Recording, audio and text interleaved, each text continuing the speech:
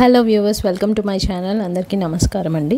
అయితే నెక్స్ట్ ఎపిసోడ్లోకి వెళ్ళిపోదాం. ఏమైందంటే ఎవరైతే ఈ కిల్లర్ మన గౌరీని పైనుంచి వేలాడదీశాడు కదా, అంటే ఆమె ఫేస్ మాస్క్ పెట్టుకున్న ఒక బొమ్మని వేలాడదీస్తాడనమాట. అయితే అదంతా చూసి వాళ్ళ పెళ్లి కొడుకున్నాడు కదా, సత్యాన్ని చేసుకోబోయే అబ్బాయి, వాళ్ళ మదర్ ఏమో అంటదనమాట, చాలండి చాలు, ఇంటికి వచ్చిన దగ్గర నుంచి ఏవో అనర్థాలు జరుగుతూనే ఉన్నాయి, మీ సంబంధం ఒప్పుకున్న దగ్గర నుంచి ఈ రక్తపాతాలు ఇవన్నీ మా ఇంట వంట లేవు, మీదేదో సంస్కారగల కుటుంబం అనుకుని వచ్చాము, కానీ ఇదేంటి ఇలాగా ఈరోజు ఏకంగా వేలు తెగి రక్తం మడుగులో ఈ ఎంగేజ్మెంట్ ఏంటి, ఏదో శుభకార్యం చేసుకుందామంటే అని చెప్పి ఆవిడ ఇదవుతూ ఉంటుంది. వాళ్ళ బామ్మగారికి కోపం వస్తుంది అనమాట. వచ్చి, అవునండి మాది మా భర్త పోలీసు, నా పెద్ద మనవడు పోలీసు, ఇప్పుడు నా రెండోవాడు కూడా పోలీసు, మీరు సాఫీగా బతుకుతున్నారంటే ఇలాంటి ఒక పోలీస్ అండు ఉంటేనే కదా, వాడు డ్యూటీ చేస్తున్నాడు, అందుకని అంటే ఆ రాక్షసుడితో పోరాడుతున్నాడు మా వాడు,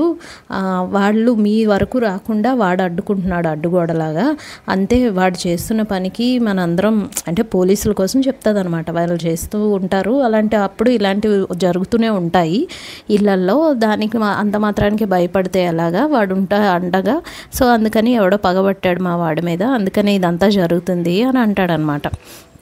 అనగానే వాళ్ళ కొడుకు ఉంటాడు కదా, శ్యామ్ అంటే పెళ్లి కొడుకు, తను వచ్చి, అవును బామ్మగారు, మేము అంటే వీళ్ళ అమ్మాయిమంటది సంబంధమే అసలు వద్దు అన్నట్టు అనుకుంటుంది అనమాట, వద్దు మేము ఇలా క్యాన్సిల్ చేసుకుంటాం, ఈ ఇంటి సంబంధం మాకు వద్దు అంటే శ్యామ్ అంటాడు అనమాట, అవును బామ్మగారు, నిజంగా మీరు మీ వంశం అది గొప్పది, పోలీసులు కాబట్టి మాకు ఈ సంబంధం ఇష్టమే, మేము ఇంకా చేసుకుంటాం, కానీ ఇప్పుడైతే ప్రజెంట్ అంటే అంతా జరిగింది కదా, డిస్టర్బ్ అయింది కదా, సో మళ్ళీ కలుద్దామని చెప్పి వెళ్తారనమాట. అయితే ఇక్కడ వాళ్ళ బామ్మకు కోపం వచ్చేస్తుంది అనమాట, శంకర్ వాళ్ళ నానమ్మకి, ఎందుకంటే అంతా గౌరీ వాళ్ళే కదా, చూడరా ఇలాంటి కొంతమంది నష్టజాతకురాలను తీసుకుని రావడమే దరిద్రం, చూడు తెచ్చావో లేదో, ఈ ఇంట్లో ఎంత అనర్థాలు జరిగాయో, మొత్తం నాశనం అయిపోయింది ఇప్పుడు చెల్లెల ఎంగేజ్మెంట్ కూడా అని అంటుంది అనమాట.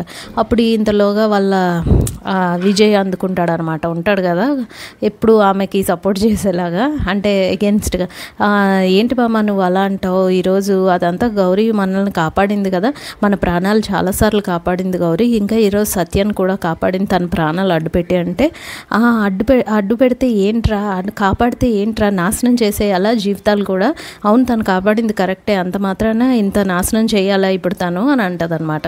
అంటే తను ఇక్కడ ఉండడం వల్లే కదా ఇదంతా జరుగుతుందని వాళ్ళ బామ్మగారు ఫీల్ అవుతూ ఉంటారు. అయితే వీళ్ళేమంటారు అంటే, తను మన ప్రాణాలు కాపాడడం వల్లే మనం బతుకున్నాం, అది రెండూ కరెక్టే యాక్చువల్లీ చెప్పాలంటే, కానీ ఇంకా పెద్దవాళ్ళకి ఏముంటుంది, పాపం మా పిల్ల పెళ్ళి ఎంగేజ్మెంట్ ఆగిపోయింది కదా అన్న విధంలో ఈమె అంటూ ఉంటుంది అనమాట. అయితే గౌరీ పాపం బాధపడుతూ ఉంటుంది. అయితే వాళ్ళ బామ్మ ఆయాసం, అంటే కొంచెం ఆమెకి ఆస్తమా ప్రాబ్లం ఉంటుందన్నమాట, ఎంత చెప్పినా కానీ అది తీసుకోదనమాట, ఆ పిల్లని ఇంట్లో నుంచి బయట పంపిస్తే కానీ నేను అది తీసుకోను అని అంటూ ఉంటుంది అనమాట, అంటే మెడిసిన్. అయితే వాళ్ళ పిన్ని వాళ్ళు కంగారు పడుతుంటారు, శంకర్ నువ్వైనా చెప్పు అంటే, శంకర్ ఏం చేస్తాడంటే, ఫర్ టైం బీయింగ్ విజయ్ దగ్గరికి వెళ్ళి స్లోగా, విజయ్ నేను ఇప్పుడు చెప్పేది ఏది నువ్వు అసలు చేయకు అని చెప్పి, బామ్మ ఏంటి రే విజయ్ అర్జెంటుగా గౌరీని పంపించే, అలాంటి అమ్మాయిని అసలు మన ఇంట్లో ఉంచకూడదు, పంపించే అని చెప్పేసి అంటాడు. కానీ ఇదంతా గౌరీ వింటూ ఉంటుంది అనమాట, పాపం విని చాలా బాధపడితే కళ్ళల్లో నీళ్ళు తుడుచుకొని ఉంటుంది అనమాట. అయితే మన శంకర్ ఏం చేస్తాడంటే, మళ్ళీ వాళ్ళ బామ్మ దగ్గరికి వెళ్తాడు, వెళ్ళి బామ్మ ఇదిగో బామ్మ గౌరీని పంపించేసానులే అంటే, అయితే ఇప్పుడు నీ మనసులో నుంచి కూడా గౌరీని పంపించేయని అంటది. తను నాకు ఆ మనసులో ఎప్పుడు లేదు బామ్మ, తను నా డ్యూటీ అంతే, నువ్వు ఏ సంబంధం చూస్తే నేను ఎప్పుడు అదే పెళ్లి చేసుకుంటాను, తన్నే పెళ్లి చేసుకుంటాను, అంతేగాని అది నా డ్యూటీ మాత్రమే, నాకేం ఫీలింగ్స్ లేవంటే సరే అని చెప్పి ఆవిడ మామూలుగా రెస్ట్ తీసుకుంటూ ఉంటుంది అనమాట. ఈలోపు విజయ్ని వాళ్ళ తమ్ముడు అడుగుతాడు అనమాట, ఏంటన్నయ్య గౌరీ అంటే నీకు ఎంత ఇష్టమా అంటే, ఆ ఇష్టంతో అంటే తను కాపాడే ఉద్దేశంలో నువ్వు వేరే అమ్మాయిని కూడా పెళ్లి చేసుకుంటారని అంటున్నావు అంటే, లేదు తను మా వల్లే కదా ఇరుక్కుంది, తను నేను ఎలా కాపాడాలి అంటే నీకు ఎంత ఇష్టం అంటే, నీకు ఇష్టం లేని అమ్మాయి అంటే, నీకు ఆ అమ్మాయి అంటే ఎంత ఇష్టం కాబట్టి నాన్నమ్మ ఎలాంటి అమ్మాయిని తెచ్చినా పెళ్లి చేసుకుంటాను అని చెప్పావు, నీకు గౌరీ అంటే అంత ఇష్టమా అని అంటూ ఉంటాడు. అదేం లేదురా నాకు ఇప్పుడు తన ప్రాణాలు కాపాడమే నాకు ఇంపార్టెంట్ అని చెప్పేసి పాపం తన రూమ్ దగ్గరికి వెళ్తాడనమాట. వెళ్తే అక్కడ గౌరీ కనిపించదు. ఇంట్లో ఎవరు మాట వినట్లేదు, ఎవరి ప్రాణాల మీద ఎవరికీ లెక్కలేదు, అందరికీ ఈగోలు ఎక్కువ అని చెప్పి తిట్టుకుంటూ ఈ గౌరీ ఎక్కడికి వెళ్ళిందని వెతుక్కుంటూ ఉంటాడు. అయితే ఈ సీరియల్లో ఎక్కువగా శంకర్ ఎఫ్ వర్డ్ అనేది వాడారండి.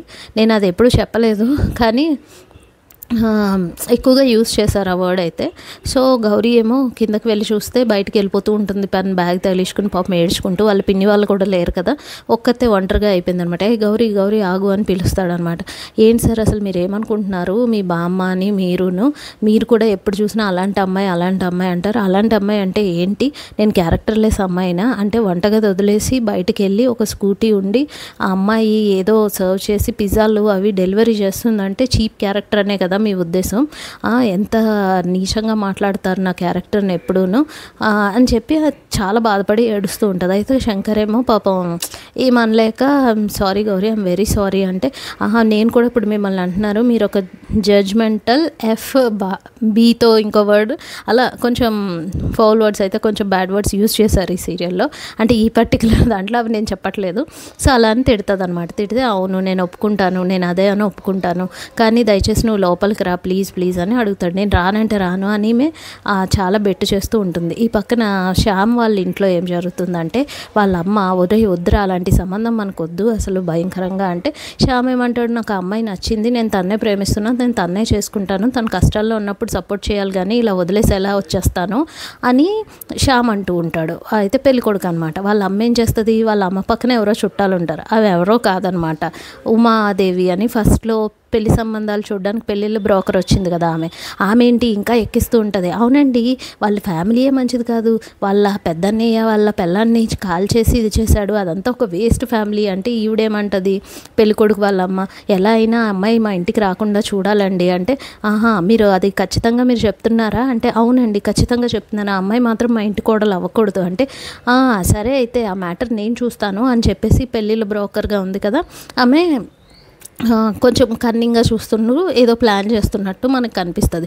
ఈలోపు శంకర్ గౌరీని బ్రతిమలాడుతుంటే పోలీసులు వచ్చి, సార్ మనకు ఒక క్లూ దొరికింది సార్, మాస్క్ దగ్గర మనకి బ్యాండేజ్ దొరికింది, ఇది ఒక వెటర్నరీ హాస్పిటల్ది అంటాడు.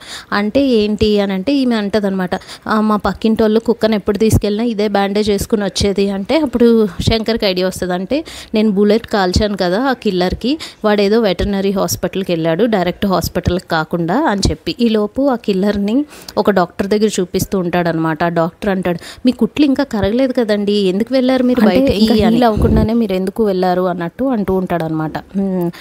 అప్పుడు ఈ కిల్లర్ ఏం మాట్లాడుతున్నట్టు మనకి వినిపించదు. మళ్ళీ అదే బ్యాండేజ్ అక్కడ వేస్తాడనమాట ఈ కిల్లర్కి ఆ డాక్టర్ అనే ఆయన.